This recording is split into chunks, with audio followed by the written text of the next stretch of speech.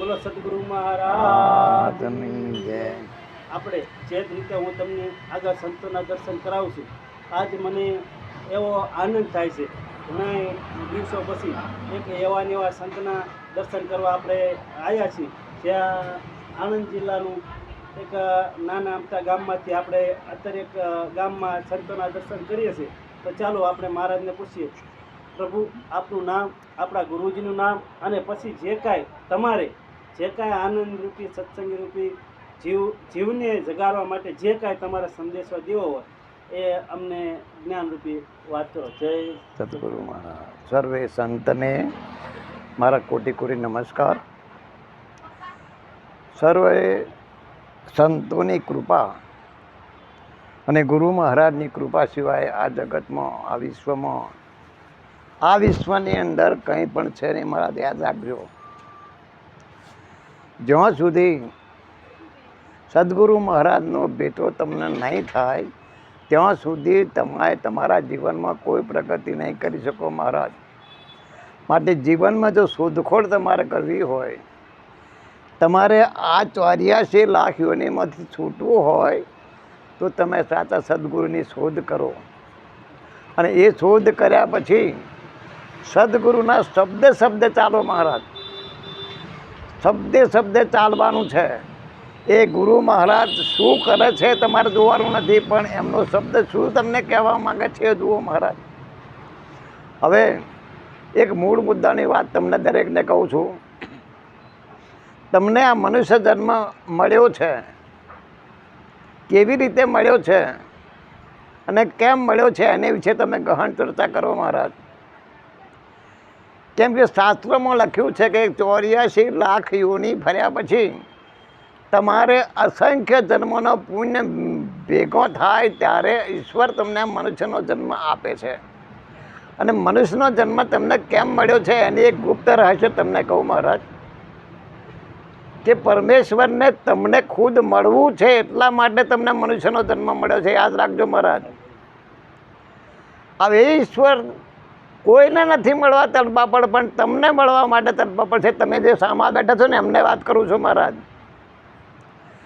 માટે તમને જે આ અવસર મળ્યો છે, તમને જે આ ચાન્સ મળ્યો છે, એ ચાન્સને ઝીલી લેવા જેવો છે, માણી લેવા જેવો છે, અનુભવ કરવા લેવા જેવો છે મહારાજ.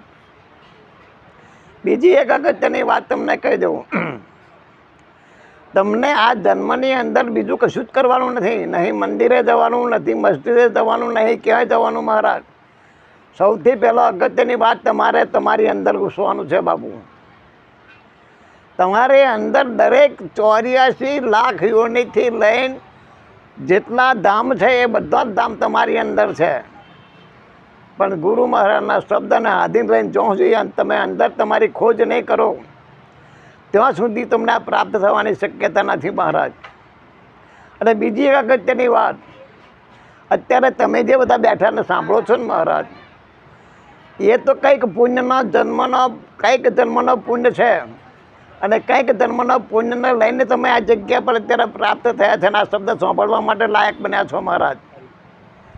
હવે આ શબ્દનો લાયક મળવા માટે, આ શબ્દને જીવનમાં ઉતારવા માટે કંઈક પ્રયત્ન કરો મહારાજ. અને આ પ્રયત્ન જ તમને 84 લાખ યોનિમાંથી બચાવે, બાકી બીજો કોઈ બચાવે એવો છે નહીં. આ જગતમાં તમે જે ઈશ્વર કહો છો ને, તે ઈશ્વર ક્યારેય હજુ આવ્યો નથી ને આવવાનો પણ નથી. એની વાટના જોઈને બેસી રહેશો મહારાજ. તમારી અંદર જે બિરાજમાન છે એને જુઓ, એને તપાસો. અને ગુરુ મહારાજની આજ્ઞા પહેલામાં પહેલી એ જ છે કે જ્યાં સુધી તમે 5 પ્રતિજ્ઞાઓનું પાલન નહીં કરો ત્યાં સુધી તમને આ વાત ઠીક બેસે જ પણ નહીં. 5 પ્રતિજ્ઞાઓનું પાલન તમારે કરવાનું. જ્યાં સુધી નહીં થાય તમારા જીવનમાં ત્યાં સુધી તમારામાં વિવેક બુદ્ધિ ઉત્પન્ન થાય નહીં, વિચાર આવે નહીં, અને મનને કાબૂમાં રાખી શકશો નહીં. આટલે માટે દરેકને હું વિનંતી કરું છું, દરેક સંતો ભક્તોને મારી વિનંતી છે કે મને મારા સદગુરુ મહારાજ, અને મારા સદગુરુ મહારાજનું નામ છે બુદ્ધારામ મહારાજ. અને બુદ્ધારામના મહારાજની દેહ પડ્યા પછી વકીલ મહારાજના અનુયાયી તરીકે વકીલ મહારાજે મને અધિકાર આપેલો છે બાપુ. અને વકીલ મહારાજના અંડરમાં અત્યારે અમે બધું કામ કરીએ છીએ રમેશરામ મહારાજ બધા અમે એક જ પાર્ટીવાળા છીએ, એક જ સત્સંગી છીએ. પણ દરેકને એક જ કહેવાનું કે ગુરુ મહારાજ કોણ છે એ બહુ અગત્યની વસ્તુ નથી મહારાજ તમારામાં. તમારા જીવનમાં સદગુરુ મહારાજનો શબ્દ તમારા જીવનમાં શું છે એ બહુ જાણવા જેવો છે મહારાજ. ગુરુ મહારાજનો આ શબ્દે તમે ચાલો, શબ્દે તમે એનું અનુકરણ કરો ને શબ્દે એ શબ્દ શું છે ગુરુ મહારાજનો એને ઓળખવા માટે પ્રયત્ન કરો.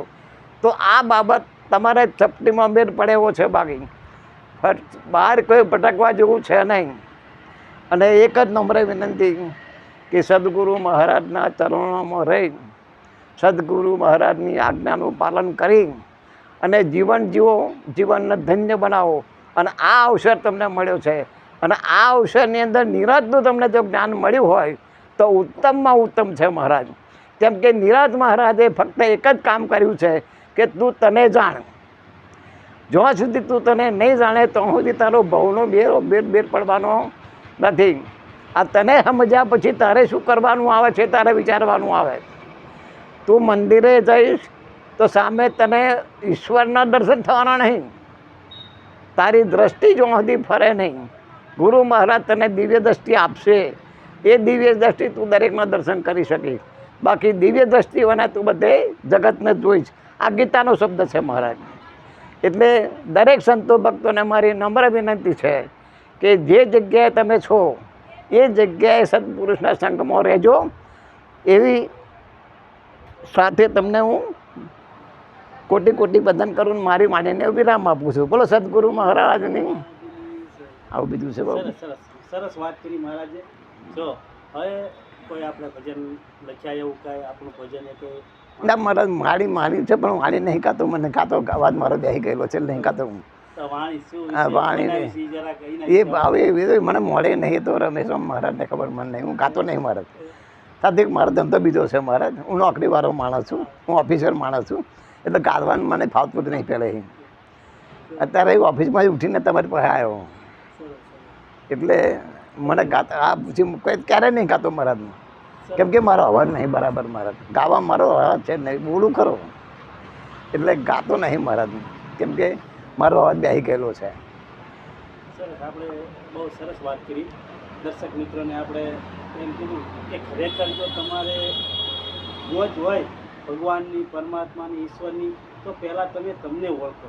મહારાજનું કહેવાનું એમ થાય છે, વાડીલાલ મહારાજે બહુ સરસ આપણને ધ્યાન સંદેશો આપ્યો છે કે ખરેખર જો તમે બધે ગોતો છો તમારી ગોત સાચી છે, પણ ખરેખર જો તમે તમને ઓળખવા માટે પ્રયત્ન કરશો તો તમારી ગોત સફળ થશે.